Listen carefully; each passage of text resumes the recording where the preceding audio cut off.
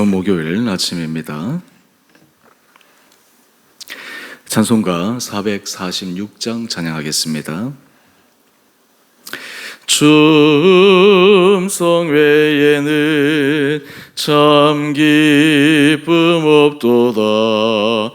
날 사랑하신 주 늘 계시옵소서. 기쁘고 기쁘도다. 항상 기쁘도다. 나 주께 왔사오니 복 주옵소서. 446장입니다. 나 주께 왔으니 복 주시옵소서. 주 함께 계시며 큰 시험 이기네. 기쁘고 기쁘도다. 항상 기쁘도다. 나 주께 왔사오니 복 주옵소서. 주 떠나가시며 내 생명 헛되네. 기쁘나 슬플 때 늘 계시옵소서. 기쁘고 기쁘도다. 항상 기쁘도다. 나 주께 왔사오니 복 주옵소서. 그 귀한 언약을 이루어 주시고 주 명령 따를 때 늘 계시옵소서.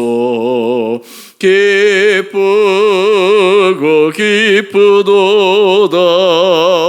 항상 기쁘도다. 나 주께 왔사오니 복 주옵소서. 아멘. 오늘 말씀 데살로니가전서 2장 13절에서 20절까지입니다. 이러므로 우리가 하나님께 끊임없이 감사함은 너희가 우리에게 들은 바 하나님의 말씀을 받을 때에 사람의 말로 받지 아니하고 하나님의 말씀으로 받음이니 진실로 그러하도다. 이 말씀이 또한 너희 믿는 자 가운데에서 역사하느니라. 형제들아, 너희가 그리스도 예수 안에서 유대에 있는 하나님의 교회들을 본받은 자 되었으니 그들이 유대인들에게 고난을 받음과 같이 너희도 너희 동족에게서 동일한 고난을 받았느니라. 유대인은 주 예수와 선지자들을 죽이고 우리를 쫓아내고 하나님을 기쁘시게 하지 아니하고 모든 사람에게 대적이 되어 우리가 이방인에게 말하여 구원받게 함을 그들이 금하여 자기 죄를 항상 채우매 노하심이 끝까지 그들에게 임하였느니라. 형제들아, 우리가 잠시 너희를 떠난 것은 얼굴이요 마음은 아니니 너희 얼굴 보기를 열정으로 더욱 힘썼노라. 그러므로 나 바울은 한 번 두 번 너희에게 가고자 하였으나 사탄이 우리를 막았도다. 우리의 소망이나 기쁨이나 자랑의 면류관이 무엇이냐? 그가 강림하실 때 우리 주 예수 앞에 너희가 아니냐? 너희는 우리의 영광이요 기쁨이니라. 아멘. 좋은 목요일 아침입니다. 오늘 이 하루도 하나님께서 우리들에게 새로운 은혜를 허락하여 주시기를 원합니다. 데살로니가 교회를 향한 사도 바울의 너무나 행복하고 감사한 마음을 계속해서 쓰고 있습니다. 이 가운데 데살로니가 교회 성도들이 당한 여러 어려움 속에서도 그들이 어떻게 믿음을 유지하고 지켜나갔는지를 또한 알려주고 있습니다. 오늘 말씀을 통해 우리에게도 신앙생활에 찾아오는 여러 유혹과 시험 앞에서 하나님이 주시는 힘으로 다시 한번 승리할 수 있는 힘이 우리에게 주어질 수 있게 되기를 원합니다. 데살로니가 교회의 성도들을 생각할 때 사도 바울에게 참 감사한 것은 그들의 마음이 너무너무 좋았다라는 것입니다. 마음밭이 옥토와 같은 밭이었습니다. 말씀의 씨가 그들에게 뿌려졌을 때 길가나 돌밭이나 가시떨기와 같은 밭이 아니라 옥토와 같은 밭이어서 그 말씀을 100배, 60배, 30배의 결실을 맺는 그런 너무나 좋은 마음밭을 가지고 있는 성도들이 데살로니가 교회의 성도들이었습니다.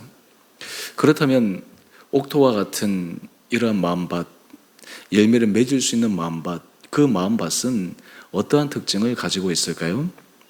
오늘 13절 말씀을 보면 데살로니가 교회 성도들이 보여준 옥토와 같은 그런 마음의 밭의 성격을 이렇게 이야기하고 있습니다. 사도 바울과 그의 일행이 전한 하나님의 복음의 말씀을 그들은 우리 13절 말씀을 볼까요? 중반절에서부터 사람의 말로 받지 아니하고 하나님의 말씀으로 받음이니 옥토와 같은 마음밭은 바울의 입을 통해서 비록 사람의 말로 그들에게 전해진 것이지만 그 말을 사람의 말로 받지 않습니다. 그 말을 하나님의 말씀으로 받습니다. 옥토와 같은 마음밭은 사람의 입으로 들려지는 그 말 속에 역사하시고 숨겨진 하나님의 말씀을 캐치하는 영적 민감함과 능력이 있습니다. 그렇기 때문에 그 말씀이 그들에게 역사하고 작용하는 것입니다. 이렇게 하나님의 말씀을 받을 때 그들의 삶에 어떤 역사가 일어났습니까? 13절 하반절 한번 보십시다. 이 말씀이 또한 너희 믿는 자 가운데서 역사하느니라. 하나님의 말씀이 그저 문자적인 차원에서 머물러 있는 것이 아니라 하나님의 말씀이 살아 생동하여 운행하여 그들의 삶에 역사하는 기적을 맛보고 있다라는 것입니다. 우리가 하나님의 은혜 자리에 서 있는가라고 하는 것을 확인할 수 있는 중요한 것 가운데 하나는 데살로니가 교회 성도들이 보여주었던 것처럼 우리의 마음밭이 옥토와 같은 마음밭인가라고 하는 것을 끊임없이 확인해야 합니다. 우리가 주의 말씀을 묵상할 때 이 말씀은 그저 문자적으로 지식적으로 그동안 배워왔던 경험적으로 이것을 받고 묵상하는 것이 아니라 이 말씀은 하나님께서 내게 주신 말씀이구나. 하나님께서 내게 지금 당부하시는 말씀이구나. 지금 내게 도전하시는 말씀이구나. 이것들을 알 필요가 있다라고 하는 것입니다. 여러분 그러할 때 그 말씀이 삶의 자리에 놀랍게 역사합니다. 하나님께서 우리에게 은혜를 주실 때 이런 마음밭으로 우리를 바꾸어 주신다면 하나님의 말씀은 반드시 그 사람의 삶의 자리에서 열매를 맺게 되어 있습니다. 왜 그러할까요? 하나님의 말씀을 받을 때 그 말씀은 너무나 소중한 것입니다. 너무나 귀한 것입니다. 그리고 그 어떤 것과 비교할 수 없이 가장 가치 있는 것임을 알게 되는 것입니다. 데살로니가 교회 성도들이 하나님의 말씀을 받았을 때 그들에게 보여준 실제적인 증거가 무엇일까요? 우리 14절 말씀을 한번 보십시다.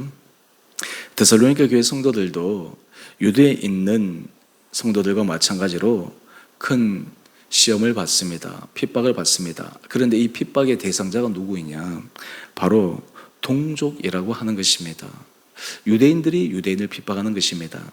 유대교에 있는 사람들이 예수를 믿는 사람들을 박해하고 핍박합니다. 사도 바울도 예전에 그러했습니다. 율법의 전통을 따라서 마치 예수를 믿는 자를 박해하는 것이 하나님의 율법의 정통에 서 있는 것처럼 착각하고 있는 것입니다. 이러한 것을 지금 데살로니가 교회 성도들도 당하고 있습니다. 우리가 예수 그리스도를 믿고 복음을 받아들였을 때 우리 삶의 자리에서도 기쁜 일과 감사한 일과 좋은 일들이 계속해서 일어나면 참 얼마나 신나는 그러한 일이겠습니까? 그런데 믿음 생활을 하는데 나는 하나님 앞에 순수하게 정직하고 더 올바르게 나아가는데 여러 가지 삶의 자리에서 힘듦이 있고 내 주변의 사람들에게 오해도 싸고 때로는 여러 가지 핍박을 받는 그런 상황에 처하게 되면 참 이 신앙을 유지하는 것이 결코 쉽지가 않습니다. 그런데 데살로니가 교회 성도들은 그들의 신앙을 유지할 수 있었던 그 비결은 무엇이었을까요?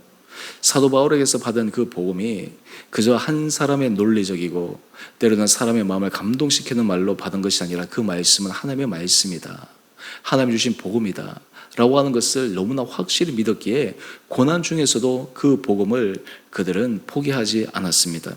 여러분, 이것이 바로 데살로니가 교회 성도들이 보여주었던 너무너무 아름다운 모습입니다. 우리는 언제 우리의 신앙의 본질과 모습이 드러나게 될까요? 좋을 때가 아닙니다. 힘들 때입니다. 어려울 때입니다. 시험 받을 때입니다. 고난 당할 때입니다. 많은 사람들이 믿음을 포기하고 배교할 수 있는 그런 상황에서도 끝까지 그 말씀에 의지하여 믿음을 붙들고 나갈 수 있는가? 그것이 그 사람이 갖고 있는 믿음의 본질의 부분이다라는 것이죠. 오늘 데살로니가 교회 성도들이 유대의 동족들의 핍박과 박해 속에서도 그들의 신앙을 유지할 수 있었던 이유는 주의 말씀이 그들 가운데 굳게 뿌리 내리고 있었기 때문입니다. 오늘 이 아침 주께서 우리 온 사랑하는 성도들 한 분 한 분들 10년 가운데 주의 말씀을 주의 말씀으로 받을 수 있는 그런 옥토와 같은 마음밭으로 우리 모든 삶의 자리에서 믿음으로 승리할 수 있는 그런 간절한 기도와 소망들이 우리 가운데 있게 되기를 원합니다.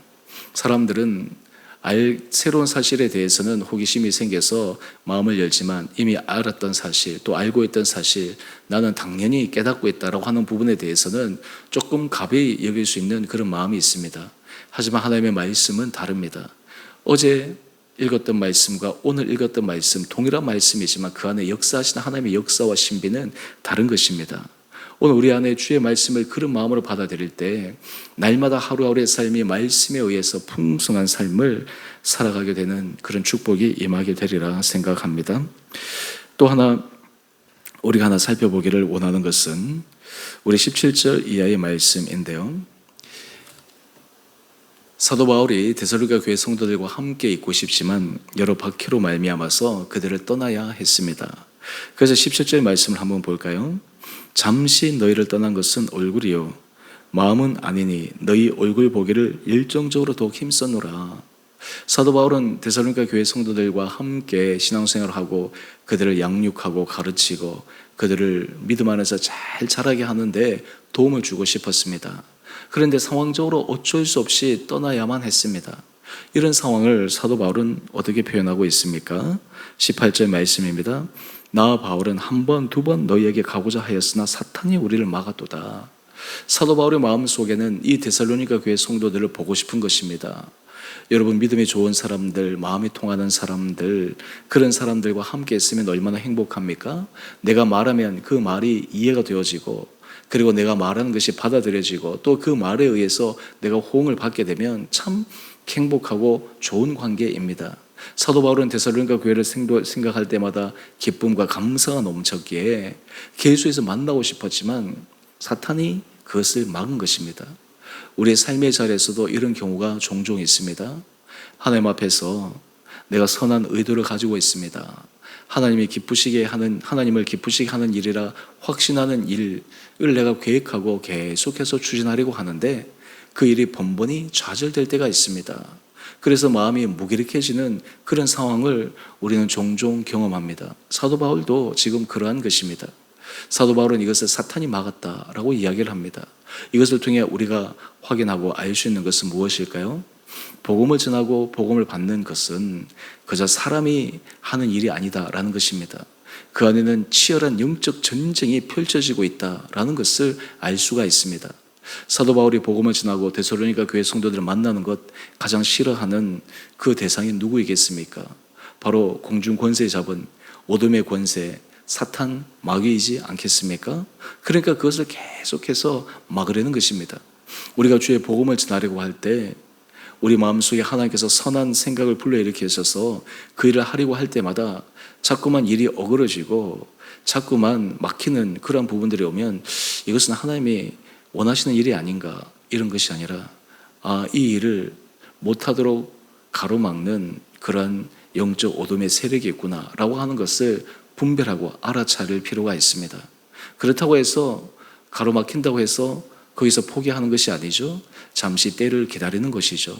또 하나님께서 길을 열어주실 때까지 인내함으로 기도하며 하나님의 은혜를 구하는 것이 필요할 것입니다.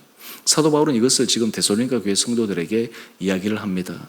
이런 의미에서 우리 삶의 자리에서 일이 잘 풀릴 때나 때로는 우리 생각대로 일이 잘 풀리지 않아서 마음이 답답할 때, 그때도 우리는 동일한 하나님의 은혜를 경험할 수 있게 됩니다. 혹시 지금 여러분의 삶의 자리에 내가 주를 위해서 최선을 다하고 열심히 헌신하고 수고하고 하나님께서 그것을 긍휼히 여기셔서 내 인생의 이 문제점은 해결해 주셔야 되는데 왜 이 문제가 계속해서 반복해서 일어나고 나를 힘들게 할까? 그때 이 사도 바울의 심정을 우리가 묵상할 수 있게 되기를 원합니다.